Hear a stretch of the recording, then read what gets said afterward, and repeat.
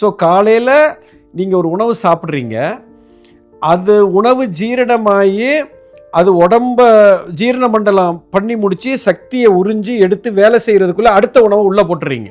திரும்ப மத்தியானம் அடுத்த உணவு போட்டுறீங்க. இப்போ அதை ஜீரணம் பண்ணுறதுக்கு சக்தி போகுது. திரும்ப அது ஜீரணமாகி சக்தி வரும்போது அடுத்த உணவு தூக்கி உள்ளே போட்டுறோம். இது மட்டும் இல்லை, 3 வேளை இல்லை, 5 வேளை திங்கிறோம், 7 வேளை திங்கிறோம், பார்க்குறதெல்லாம் திங்கிறோம், கண்ணில் எது மாடுதோ இதெல்லாம் தின்னுக்கிட்டே இருக்கிறோம். இந்த மாதிரி ஒரு மனிதன் இருந்தான் என்று சொன்னால் அவன் உடம்பில் சக்தியே இருக்காது, வாழ்க்கையில் அவன் ஒன்றுமே செய்ய முடியாது. ஸோ பாருங்க, அவன் பசித்து இருடா அப்படின்னு ஒரு வார்த்தைக்குள்ள எவ்வளோ விஷயத்தை அவன் கொண்டு வந்துட்டான் பாரு. அப்போ அதனால தான் சொன்னான், பசித்து புசின்னு சொன்னான். பசிச்சாதான் சாப்பிடணும், பசிக்கலைன்னா திங்காதேன்றான். பசி உயிர் போகிற மாதிரி வரும், அந்த நேரத்தில் தான் சாப்பிட்ணும். கண்ட நேரத்தில் தின்னுக்கிட்டே இருந்தேன்னா உன் பாடியில் சக்தியே இருக்காது, வாழ்க்கையில் நீ வாழ்கிறதுக்கு அர்த்தமே இல்லை. லைஃபுங்கிறதே லைஃப் எனர்ஜி தாங்க. ஒரு மனுஷன் தின்னுட்டு இப்படியே உட்கார்ந்துருந்தோம்னா அது லைஃபே கிடையாது. ஒரு குழந்தை எப்போவுமே லைவாக இருக்கும், அதுதான் லைஃப். எந்தூசியாசம் தான் ஹெல்த். உற்சாகம் இருக்கணும். அது எப்போ இருக்குன்னா பசித்து இருக்கும் பொழுது தான் இருக்கும். நீங்கள் நல்லா கவனிங்க, ஒரு உணவை சாப்பிட்டு முடிக்கிறீங்க, சாப்பிட்டு முடித்து 2.5 மணி நேரம் எடுக்கும் ஜீரணமாகிறதுக்கு.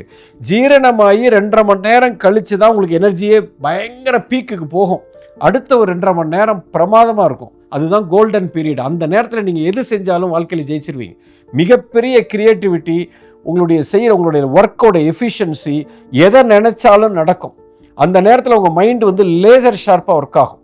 ஃபஸ்ட்டு 2.5 மணி நேரம் விட்டு அடுத்த 2.5 மணி நேரம், தேர்டு ஒரு 2.5-3 மணி நேரம் இருக்குது. அதுதாங்க இருக்கிறதுலே அல்டிமேட் ஸ்டேட்.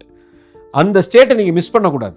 அதுதான் சித்தன் இருக்கக்கூடிய. அதனால தான் சித்தர்கள் ஒரு வேளை தான் சாப்பிடுவாங்க. ஏன்னா பசித்து அந்த நிலையிலேயே இருக்கணும்னு பார்ப்பாங்க. உடம்புக்கு தேவைப்படுது ஒரு லிமிட்டேஷன், அதுக்காக கொஞ்சம் சாப்பிட்டுக்கிறாங்க, அவ்வளோதான். நம்ம போகிறது வரதெல்லாம் தின்னுக்கிட்டே இருக்கிறோம். அப்போ பசித்து இருக்கிறதுக்கு வாய்ப்பே இல்லை. இதுதான் பசித்திருக்குண்டான அர்த்தம். சரி, தனித்திரு அப்படின்னா என்ன? இது புரிஞ்சுக்கிறது கொஞ்சம் கஷ்டம். பட் இருந்தாலும் தனித்திருன்னா நிறைய பேர் என்ன சொல்லுவாங்க, நான் தனியாக இருக்கணும் அப்படிம்பாங்க.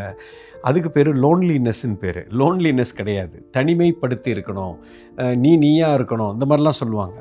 தனித்திருக்கு அர்த்தம் என்னன்னா ரொம்ப அற்புதமான அர்த்தம். நீ மட்டுமே இரு, பிரிவினை இல்லை. இந்த அண்ட சராசரத்தில் நீ மட்டுமே இருக்கிறாய், அதை நீ உணர்ந்து நீயாக இரு. அதுதான் அதுக்கு அர்த்தம்.